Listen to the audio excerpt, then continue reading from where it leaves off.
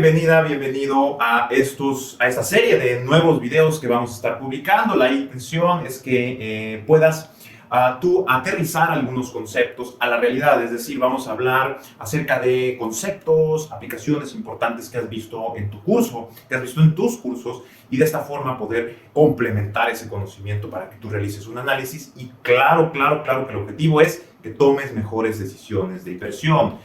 Recuerda, es muy fácil ir a YouTube y buscar personajes que te dicen en dónde invertir. Muchos lo han hecho y muchos han perdido mucho dinero. No todos tenemos los mismos perfiles, por eso es importante que tú identifiques muy bien cuáles son los productos que más te gustan, los servicios que más te gustan. Y parte de estos videos es que puedas tú analizar el comportamiento general. Muy bien, comenzamos con nuestra primera parte, que es el análisis de la semana anterior. Muy bien, nuestro análisis comienza con la semana del 15 al 21 de mayo. La idea es identificar los principales indicadores macroeconómicos. Vamos a seguir una metodología top-down, es decir, nos vamos de lo general a lo particular para poder identificar oportunidades, así como descuentos en algunos acciones e instrumentos que te pueden beneficiar en el largo plazo, toda inversión es a largo plazo. Muy bien, vamos a ver primero lo que es el análisis de las economías y vamos a ver cómo se han desempeñado. En primera instancia tenemos el crecimiento del Producto Interno Bruto. Vemos aquí que el Reino Unido tiene un crecimiento o está proyectando un crecimiento del 8.7%. Es el que mayor proyección está teniendo. Vemos en la gráfica, podemos comparar tanto el crecimiento proyectado que se tiene como el del último reporte.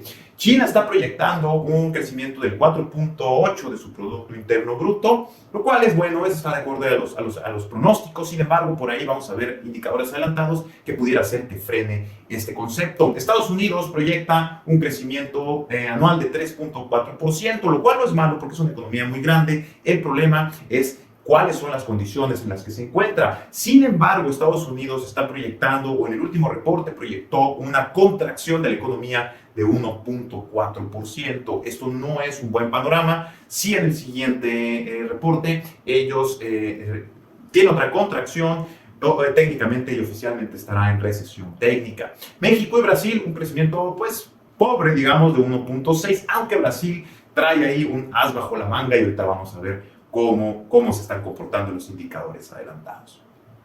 Otro punto importante es vamos a analizar cómo están las tasas de referencia respecto a la inflación. Esto nos permite determinar el spread que se estaría ganando, se estaría perdiendo, de acuerdo a las reacciones de los bancos centrales. Los bancos centrales, su objetivo es nivelar la inflación, entonces si las tasas de interés están muy por debajo de la inflación, vamos tarde, ¿ok? Entonces por aquí podemos observar en la gráfica que tenemos la tasa de referencia en color naranja y lo que sería la inflación reportada en las barras azules. De esta forma podemos ver directamente cuál es el spread que se tiene. Vemos que Rusia está proyectando, claro, la mayor inflación por toda la condición de la guerra, asimismo el mayor crecimiento de tasas de interés que anda en un 14%. Claro que pudiera ser llamativo, sin embargo ahorita está bloqueado el rublo ruso, está completamente bloqueado, no puede salir fuera, entonces por ahí andan en negociaciones y buscando que se pueda pagar a los inversionistas que adquirieron bonos rusos. Muy bien, seguido Brasil está reportando una inflación de 12.75% con una tasa de interés casi al mismo nivel de 12.13%. Este diferencial que existe pues sería el objetivo del Banco Central de Brasil para incrementar las tasas de interés y poder regular la inflación que está proyectando. Buen desempeño del Banco Central de Brasil. Estados Unidos, híjole, tiene un spread muy amplio. Está reportando una inflación del 8.3% y su nivel de tasas o la tasa referencia está en 1%, lo cual está lejísimos. Va muy tarde la Fed. Se espera tiempos complicados para Estados Unidos. Vamos a ver qué decisiones toma, pero pues no le queda otra más que seguir incrementando las tasas para que sea llamativa la inversión en sus instrumentos de deuda, el país más endeudado del mundo. México, con un nivel de tasas acorde a la inflación, buen desempeño del Banco de México, vemos que hay un diferencial de 0.68%, o sea, 68 puntos base.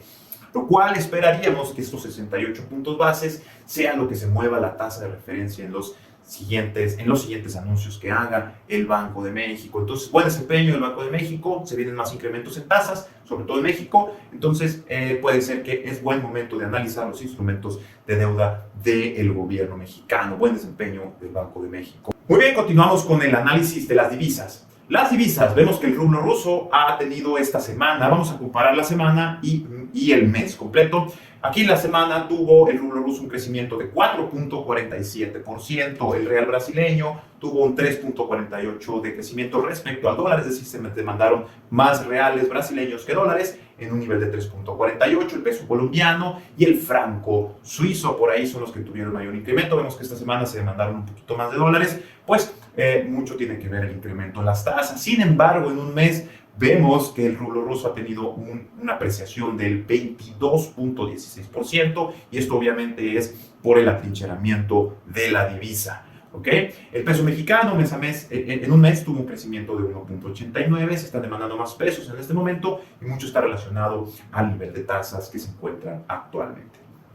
Muy bien, el peso mexicano, bueno, pues ha tenido un buen incremento contra el dólar, pero pues mucho tiene que ver el diferencial de tasas de interés de Estados Unidos, que pues no es tan atractivo ahorita comprar bonos estadounidenses respecto a los mexicanos. Vamos a ver las commodities.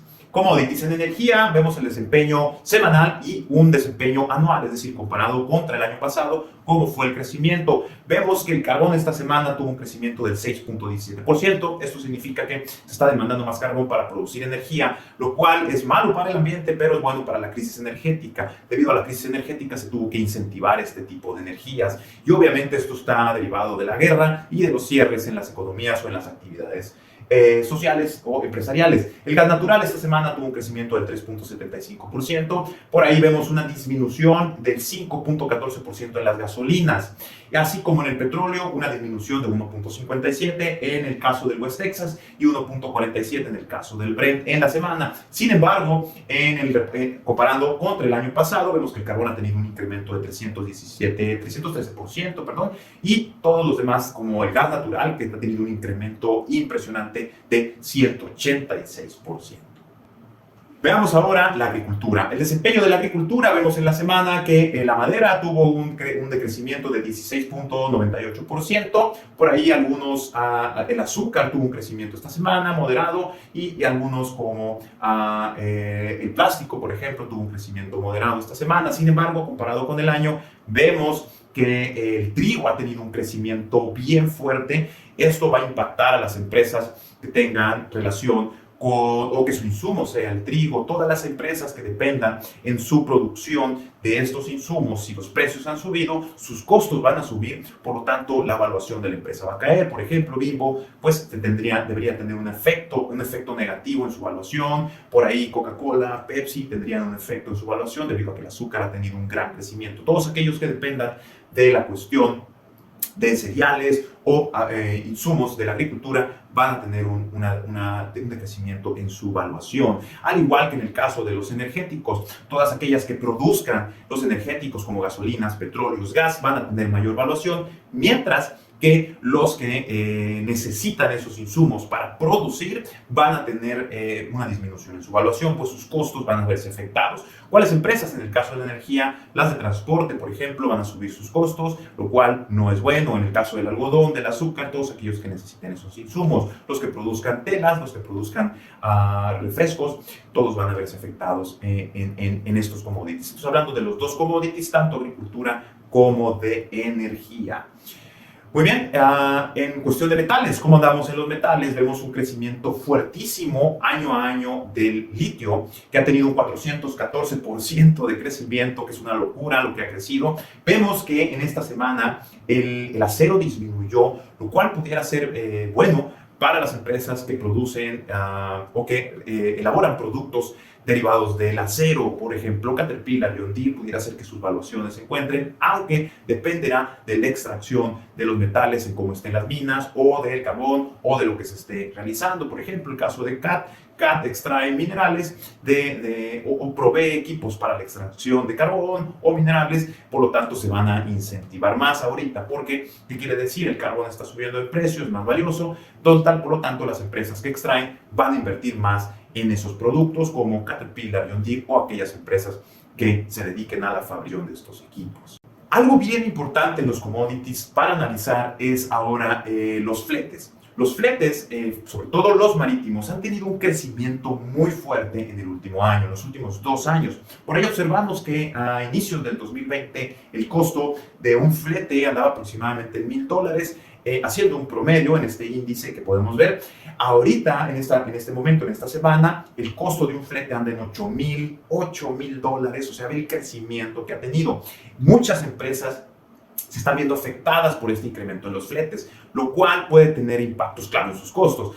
Han existido empresas que me han dicho, oye, yo he tenido un incremento en fletes del 1000%, o sea, es una locura lo que ha crecido, lo cual es bien importante analizar. Si las economías se siguen cerrando, si China sigue cerrándose, los fletes van a seguir subiendo, pues no está fluyendo la cadena de suministro global. Entonces, aparte de los commodities, mucho del costo viene en este concepto variable que serían los fletes. Una locura el incremento de los fletes.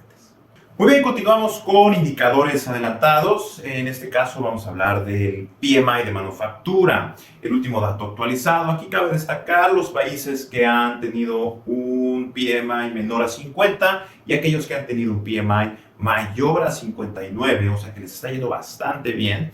Por ahí vemos a Estados Unidos con un PMI en manufactura de 59.2, lo cual es bueno. Eso significa que puede recuperar esa contracción que tuvo en su Producto Interno Bruto. Vamos a ver, claro, depende de varios factores, pero esto es una medición, un indicador adelantado, lo cual puede pronosticar favorable.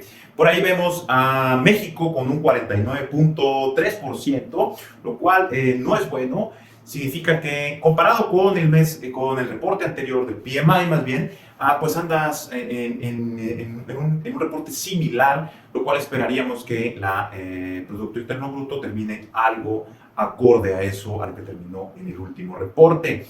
Con una leve disminución, claro, hay otros factores que pueden impactar en el desempeño del Producto Interno Bruto, pero esta es una encuesta muy buena, un indicador muy bueno para poder determinar adelantadamente cómo le va a ir a las economías. Por ahí vemos a China, que es el que ha tenido mayor contracción en cuanto al PMI en manufactura, lo que nos indica que se va a ver un complicado panorama para los resultados de China. Y esto va de la mano de lo que es los cierres en la economía, ahora con los nuevos brotes, nuevos virus que están circulando, lo cual al final va a hacer que esto se siga cerrando y continúa. China es el que pone la pauta en este caso, y si ahí vemos que China está teniendo cierres otra vez, lockdowns, pues no pinta bien el panorama. Vamos a tener otra vez cierres por allá. Ahora, en el PMI de servicios, vemos que Brasil está dentro de los ganadores o de los que mejor les ha ido en el último reporte. Esto implica y habla muy bien de la economía brasileña, lo cual implica que subirá. Dentro de los fuertes caídas o en servicios, sobre todo, otra vez tenemos a China. China en realidad va a tener una desaceleración, o se pronostica que vaya a tener una desaceleración con estos nuevos cierres, que tenga las condiciones y las características actuales del mercado y de la economía global se están viendo muy detenidas por todas las condiciones que hay. Se habla ya de una posible guerra, pero bueno, ya es mucho una posible guerra con China, etcétera. Eso ya es más especulación. Pero si lo analizáramos desde el punto de vista de crecimiento, pues a lo mejor a estos países les convendría, pues subirían por ahí los recursos, como las divisas, pudieran verse incrementadas las divisas o condiciones favorables para algunos nada más, pero no en general para el mundo.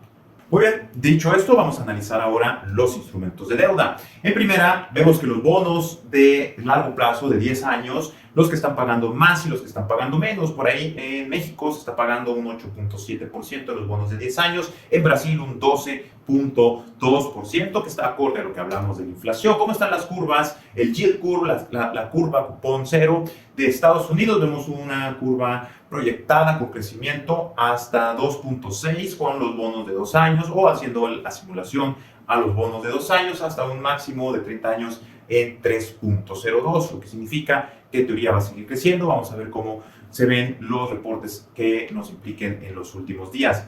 Por ahí México en el corto plazo se está teniendo un 7.28, en el largo plazo a 9.19, pero se empieza a cerrar esta curva. Vemos esta tendencia que tienen las curvas, aunque en el corto plazo se empieza a cerrar. Vemos ahí un flattening, se va a generar un flattening en las tasas, sobre todo en las tasas de corto plazo en México viene un incremento fuerte, lo cual también será derivado de Estados Unidos. Si las tasas siguen creciendo, si el Banco de México incrementa el nivel de tasas, esto nos implica que los instrumentos de deuda van a ser más llamativos inclusive que ahorita, y por lo tanto lo que sería el mercado de capitales va a tender y va a seguir cayendo de acuerdo a esta expectativa de los inversionistas a mayor crecimiento en los instrumentos de deuda.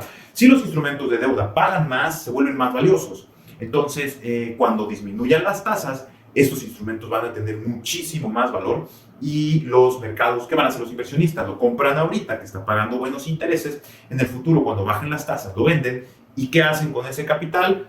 Vámonos al mercado de capitales. Entonces, mucho cuidado. Ahorita se viene un ajuste en el mercado de capitales, y esto nos habla, y de esto nos habla el mercado de deuda. Si el mercado de deuda es más atractivo, ahorita la recomendación es vámonos a instrumentos de renta fija. Hoy te van a pagar 5% en cupones o 2% en cupones. Bueno, eso es lo que vería la evaluación en el momento ahorita.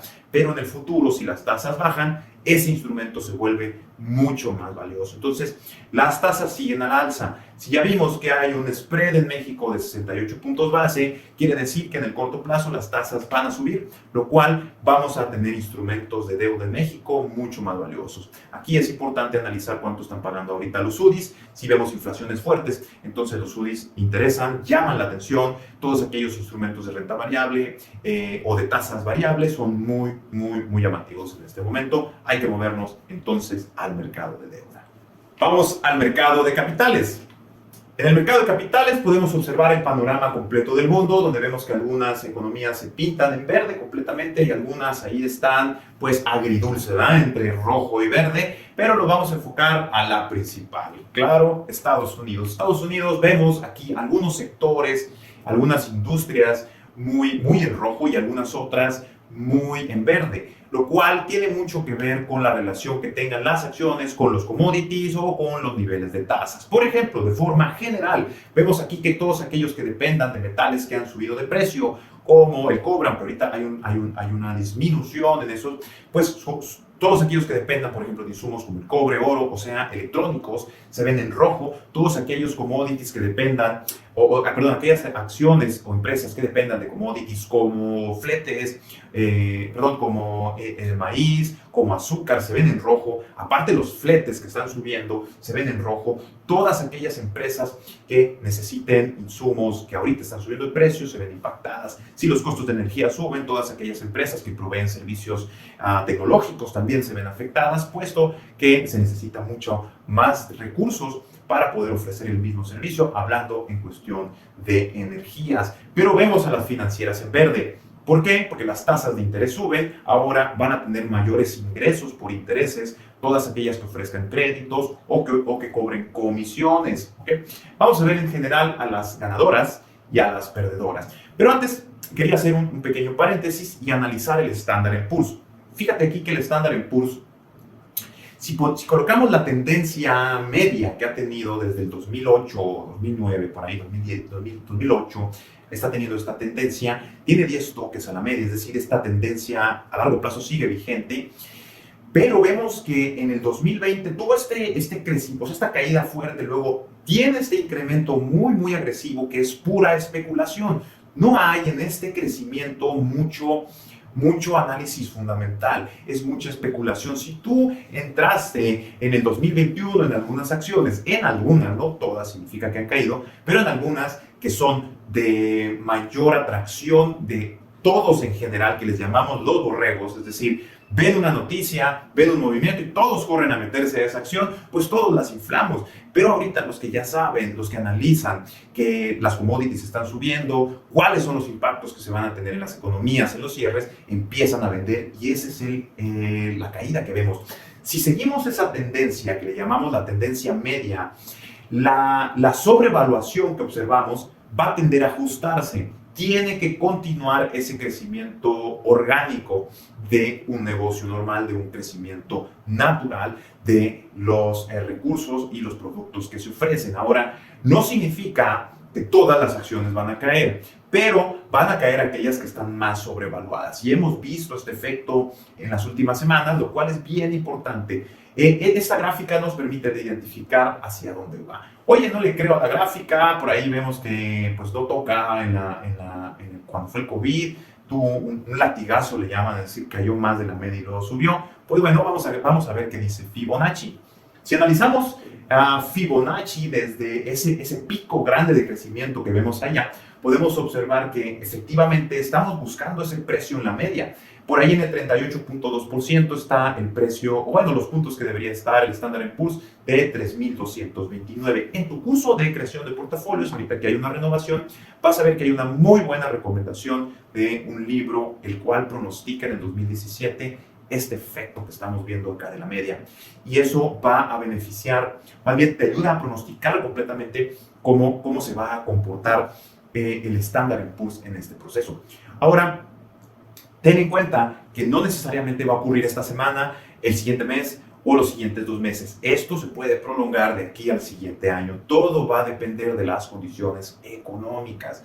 Ahorita las valuaciones fundamentales son las más importantes.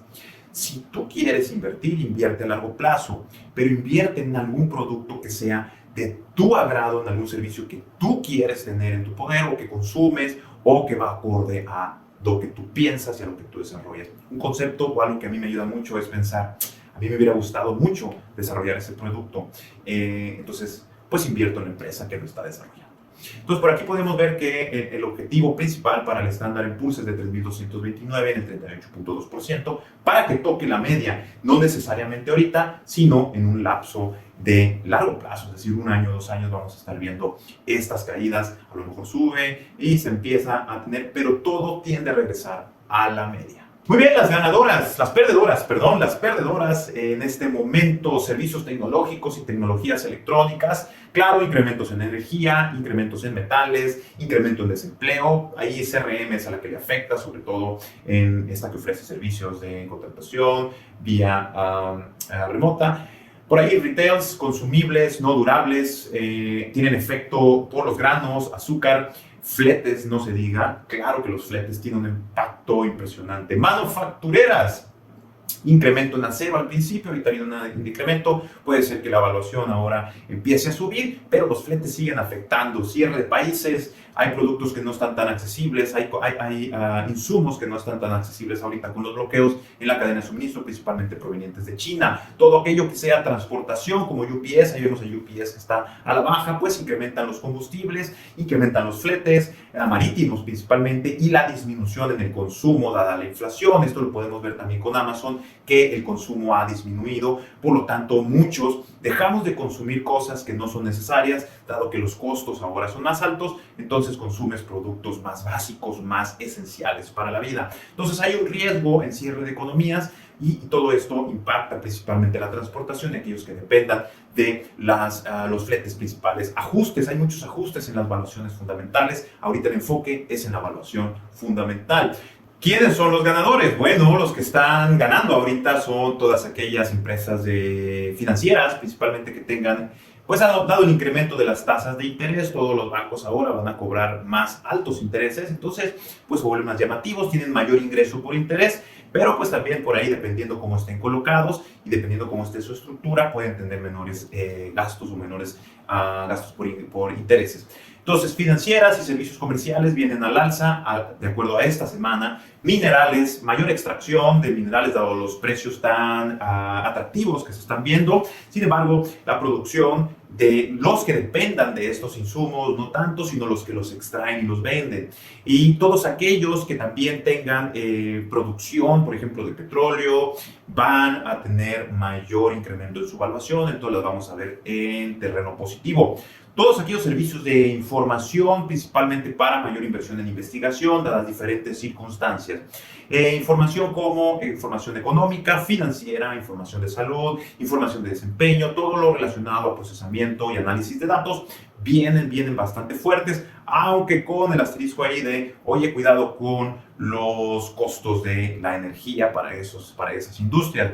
Procesos industriales, sobre todo enfocados en procesos de producción de químicos y de gases, vienen fuerte. Por allá, los servicios de salud. Para mí este tema es un poquito más especulativo porque los servicios de salud empiezan a tener un incremento por todas las condiciones que se empiezan a permear en el aspecto de vacunas. Es decir, ahora que viene la fiebre del mono, pues bueno, hay que desarrollar la vacuna, entonces empieza la especulación de qué empresa lo va a sacar y cuánto va a ser el ingreso. Misma situación que el COVID, mucho cuidado con el servicio de salud en estos términos. Las condiciones de salud en el mundo no son buenas, por lo tanto no me iría yo mucho por ese enfoque. Desde mi perspectiva financieras, me agrada el concepto, todas aquellas que no estén pegadas a criptomonedas o que no traigan proyectos de criptomonedas en este momento, servicios de información, me interesa bastante, y todas aquellas de producción, por ejemplo, de petróleo, en el corto plazo vienen bastante fuertes. Muy bien, una vez analizado todo el proceso que ocurrió, vamos a nuestros eventos relevantes. Muy bien, los eventos relevantes del 30 de mayo al 3 de junio, que son los siguientes. Tenemos bastantes situaciones económicas. De hecho, de lo que estamos hablando vienen bastantes condiciones y pueden mover o incrementar las condiciones de los mercados. Mucho cuidado con tus decisiones ahorita. Toma en cuenta las decisiones económicas. Por favor, no hagas caso a cualquier video en YouTube porque esos tipos no te quieren ayudar, sino quieren vistas, aguas con eso.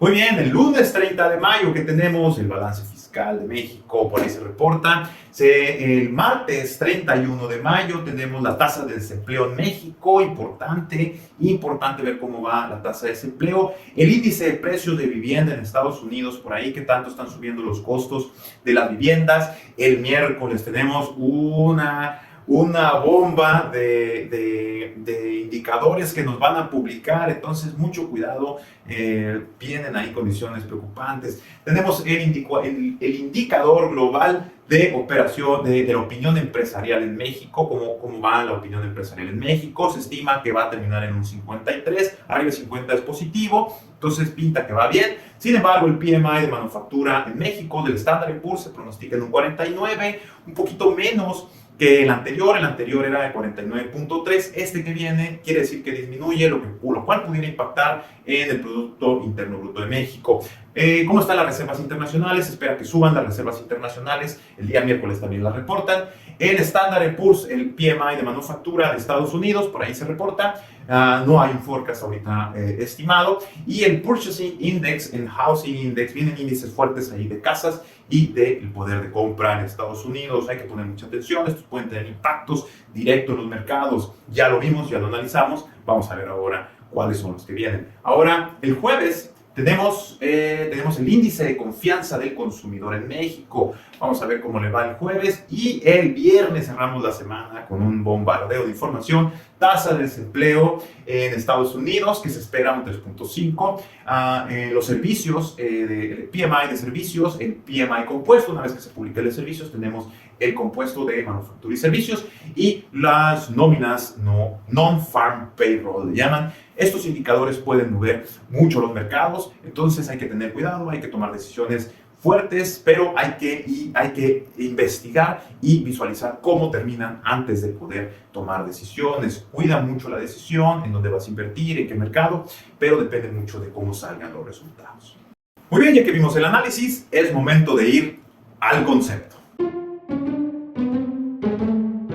Concepto: inversionista. Punto esencial para que tú puedas comprender qué es un inversionista. Antes de irme a bonos, capitales, lo que sea, hay que entender qué es un inversionista.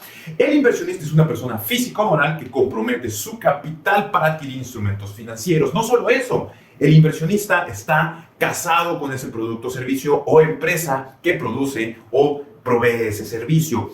Los instrumentos que adquiera el inversionista dependerá de los objetivos que tenga en mente y el plazo que se tenga para la inversión. Si tú tienes un objetivo de vacaciones y quieres guardar ese dinero, una cosa es guardar y otra cosa es invertirlo. Entonces, si tú lo quieres guardar, vas a perder valor, pero si lo inviertes, vas a esperar rendimientos. Pero el inversionista tiene muy claro que está invirtiendo en algo que le gusta, en un producto, en un servicio que cree en él. Por ahí, Elon Musk tuitaba: tienes que invertir en un producto o servicio que en realidad sea de tu agrado. Y es cierto, porque complementando a lo que dice Warren Buffett, dice: si en ausencia del mercado no puedes vender esa acción o ese instrumento, tienes que estar feliz de que tú lo adquiriste. ¿Por qué? Porque al final te gusta la inversión que hiciste, no lo hagas por especulación. Eso es lo principal en un inversionista.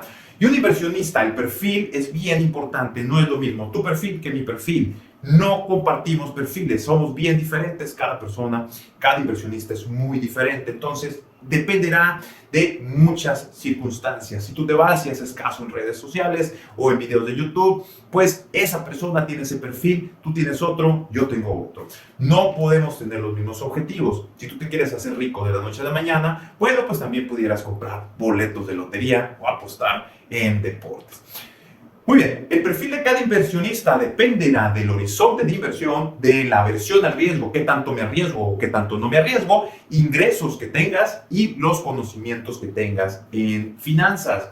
Por eso estás aquí y por eso te invitamos a que te eduques y que busques la mayor información posible para poder tomar decisiones. La educación financiera es fundamental para que puedas tomar decisiones más fundamentadas.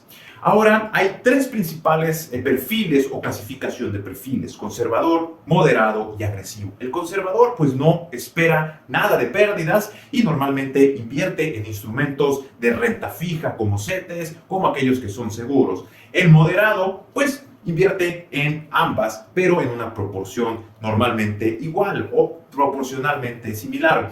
Es decir, invierte en renta fija y invierte en acciones. Y el agresivo se va a la aventura, dice: venga lo que tenga que venir, no importa si pierdo. Bien importante que analices tu perfil y tomes decisiones basándote también en el producto y en tu persona, en tu perfil como inversionista.